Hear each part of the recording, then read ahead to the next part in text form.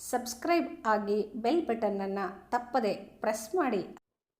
ನಮಸ್ಕಾರ ವೀಕ್ಷಕರೇ, ಜಾನಪದ ಕಣಜ 215ಕ್ಕೆ ತಮ್ಮೆಲ್ಲರಿಗೂ ಸ್ವಾಗತವನ್ನ ಬಯಸ್ತಾ ಇದ್ದೇನೆ.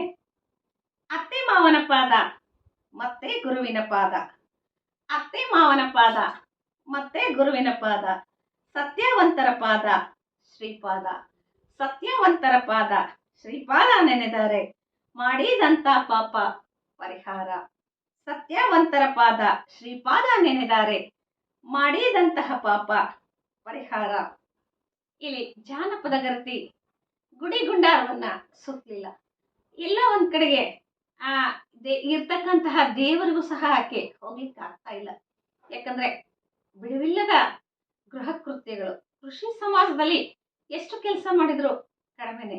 ಮನೆಗೆಲಸ, ಹೊಲಗೆಲಸಗಳಲ್ಲಿ ಅವಿರತವಾಗಿ ಶ್ರಮ ವಹಿಸಿ ಕೆಲಸ ಮಾಡ್ತಕ್ಕಂತಹ ಸಂದರ್ಭದಲ್ಲಿ ಆಕೆಗೆ ದೈವ ಅಂತಕ್ಕಂಥದ್ದು ಕಾಯಕದಲ್ಲೇ ಕಂಡುಕೊಂಡ್ಲು. ತಾನು ಮಾಡ್ತಕ್ಕಂತಹ ಕೆಲಸದಲ್ಲೇ ದೈವತ್ವವನ್ನ ಕಾಣ್ತಾ ಹೋಗ್ತಾಳೆ. ಯಾಕಂತ ಹೇಳಿದ್ರೆ ಆಕೆಗೆ ಹೋಗ್ಲಿಕ್ಕೆ, ದೇವರ ಹತ್ರ ಹೋಗ್ಲಿಕ್ಕೆ ಸಾಧ್ಯ ಇಲ್ಲ. ದೇವರೇ ತನ್ನ ಬಳಿಗೆ ಬರಬೇಕು. ತನ್ನ ಒಂದು ವ್ರತನಿಷ್ಠೆಗೆ ಮೆಚ್ಚಿ ಕಾಯಕದಲ್ಲಿ ತನ್ನನ್ನ ಲೀನ ಆಗಿಸ್ಕೊಡ್ತಕ್ಕಂತಹ ಆ ಜಾನಪದ ಗರತಿಯ ಪರಿ ಯಾಗಿದೆ ಅಂದ್ರೆ, ಅತ್ತೆ ಮಾವರ ಪಾದ ಮತ್ತೆ ಗುರುವಿನ ಪಾದ, ಸತ್ಯವಂತರ ಪಾದ ಶ್ರೀಪಾದ ನೆನೆದರೆ ಮಾಡಿದ ಪಾಪ ಪರಿಹಾರ. ಅತ್ತೆ ಮಾವ ಅವರು ದೈವ ಸ್ವರೂಪಿ. ಅದೇನೋ ಹೇಳ್ತಾರಲ್ಲ, ಎಲ್ಲ ಹುಡುಕಿದೆ ಇಲ್ಲದ ದೇವರ, ಕಲ್ಲು ಮಣ್ಣುಗಳ ಗುಡಿಯೊಳಗೆ ಇಲ್ಲೇ ಇರುವ ಪ್ರೀತಿ ಸ್ನೇಹಗಳ ಅರಿಯದಾದೆ ನಮ್ಮೊಳಗೆ ಅಂತ ಹೇಳಿ ಏನು ನಮ್ಮ ಆಧುನಿಕ ಕವಿಗಳು ಹೇಳ್ತಾರಲ್ಲ, ಅದನ್ನೇ ಜಾನಪದ ಗರ್ತಿ ಹೇಳ್ತಾ ಇದ್ದಾಳೆ. ಕಣ್ಣೆದುರಿಗೆ ಕಾಣ್ತಕ್ಕಂತಹ ಅತ್ತೆ ಮಾವ ಅವರ ಪಾದಗಳೇ ನನಗೆ ಸರ್ವಶ್ರೇಷ್ಠ. ಆ ಗುರುವಿನ ಪಾದ ಸರ್ವಶ್ರೇಷ್ಠ. ಮತ್ತೆಲ್ಲೂ ದೇವರನ್ನ ಕಾಣ್ಲಿಕ್ಕಾಗಲ್ಲ.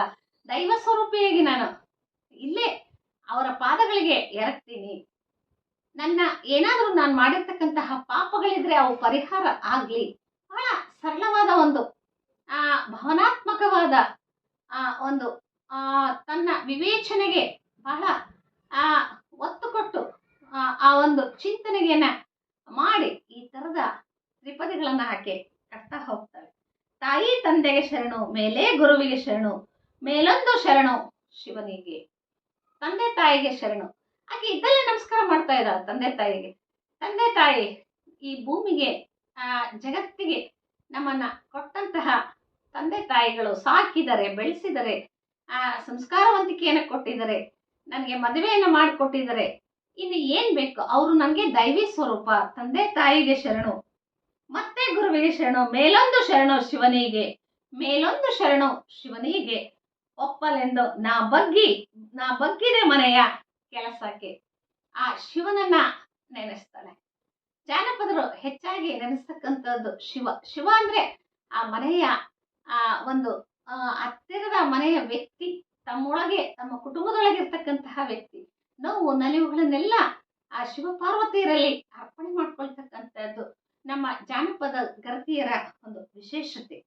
ಹಾಗಾಗಿ ತಂದೆ ತಾಯಿಗೆ ಶರಣು, ಗುರುವಿಗೆ ಶರಣು, ಶಿವನಿಗೆ ಶರಣು. ಆ ಎಲ್ಲರಿಗೆ ಶರಣನ್ನ ಹೇಳಿ ಕೊನೆಗೆ ಆಕೆ ಏನ್ ಮಾಡ್ತಾಳೆ? ಶಿವನಿಗೆ ಒಪ್ಪಲೆಂದು ನಾ ಬಗ್ಗಿ ಮನೆಯ ಕೆಲಸಕ್ಕೆ. ಎಲ್ಲರಿಗೂ ತಾನು ಇರುವ ಜಾಗದಲ್ಲೇನೆ ಶರಣನ್ನ ಹೇಳಿ ತನ್ನ ಕೆಲಸವನ್ನ ತಾನು ಪ್ರಾರಂಭಿಸ್ತಾ ಇದ್ದಾಳೆ, ಮನೆ ಕೆಲಸವನ್ನ. ಅಂದ್ರೆ ಅದು ಭಕ್ತಿ ರಸದಿಂದ ಭಾವನಾತ್ಮಕವಾಗಿ ಆಕೆ ತನ್ನ ಕಾಯಕವನ್ನ ಪ್ರಾರಂಭಿಸ್ತಾಳೆ. ಅಂದ್ರೆ ಅಲ್ಲಿ ಎಲ್ಲಿಯೂ ದೇವರಿಲ್ಲ. ದೇವರಿರ್ತಕ್ಕಂತಹದ್ದು ಆಕೆಯ ಮಾಡ್ತಕ್ಕಂತಹ ಅವಿರತ ಶ್ರಮಿಕತೆಯನ್ನ ಹೊಂದಿರತಕ್ಕಂತಹ ಕೆಲಸದಲ್ಲಿ. ಅಲ್ಲಿ ಆಕೆ ದೈವತ್ವವನ್ನ ಕಾಣ್ತಾಳೆ, ಅಲ್ಲಿ ತಂದೆ ತಾಯಿಯನ್ನ ಕಾಣ್ತಾಳೆ, ಅಲ್ಲಿ ಅತ್ತೆ ಮಾವರನ್ನ ಕಾಣ್ತಾಳೆ. ಒಬ್ಬ ಸಾತ್ವಿಕ ಗೃಹಿಣಿಯಾಗುವ ಹಿನ್ನೆಲೆಯಲ್ಲಿ ಆಕೆ ಭಕ್ತಿ ರಸದೊಂದಿಗೆ ಇಂತಹ ತ್ರಿಪದಿಗಳನ್ನ ಕಟ್ಟುವುದರ ಮೂಲಕ ಇವತ್ತಿಗೂ ಸಹ ನಮಗೆ ಒಂದು ಸಂಸ್ಕೃತಿಯ ಪ್ರತೀಕವಾಗಿ, ನಮ್ಮ ನೆಲಮೂಲ ಸಂಸ್ಕೃತಿಯ ವಾರಸುದಾರಳಾಗಿ, ನಮ್ಮ ಆಧುನಿಕ ಪರಂಪರೆಗೆ ಮುಖಾಮುಖಿಯಾಗ್ತಕ್ಕಂತಹ ತ್ರಿಪದಿಗಳನ್ನ ಕಟ್ಟಿ ಜಗತ್ತಿಗೆ ತನ್ನಲ್ಲಿರ್ತಕ್ಕಂತಹ ಜನಪದ ಒಂದು ಬದುಕಲ್ಲಿರ್ತಕ್ಕಂತಹ ಹೆಣ್ತನದ ಒಂದು ಸಾತ್ವಿಕ ಸ್ವರೂಪವನ್ನ ನಮ್ಮ ಜಗತ್ತಿಗೆ ಇವತ್ತು ಕೊಟ್ಟಿರುವಂತಹ ತಾಯಿ ಅಂತ ಹೇಳಿದ್ರೆ ಜಾನಪದ ಗರ್ತಿ ಅಂತೇಳಿ ನಾವು ಹೆಮ್ಮೆಯಿಂದ ಹೇಳಬೇಕಾಗ್ತದೆ.